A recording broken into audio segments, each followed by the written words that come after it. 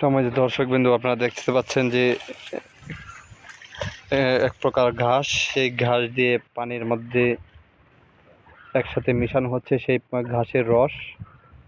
সেই ঘাসের রস যখন পানিতে মিশে সেই পানিটা কে দিয়ে কেঁচু ধরা হবে। আপনারা দেখবেন সততা মিডিয়া ডাবলনে, সাথে থাকুন, দেখতে থাকুন। আমরা আপনাদেরকে জানাবো কিভাবে এই ঘাসের রস দিয়ে কিভাবে কেঁচুরকে তোলা হয়। দেখতে পাচ্ছেন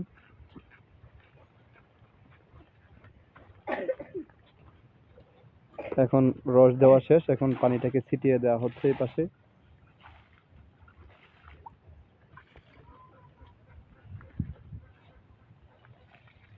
চতুর্দিকে পানি ছিটিয়ে দেওয়া হয়েছে, আমরা দেখতে পাচ্ছি।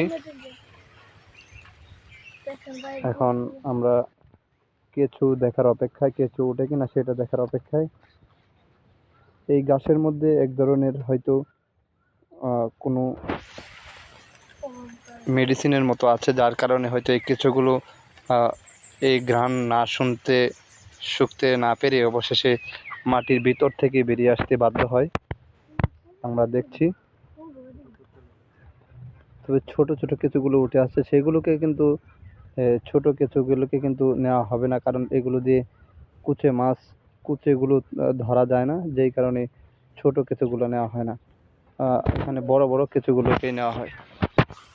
ওই যে আমরা দেখতে পাচ্ছি একটি কেঁচু উঠছে।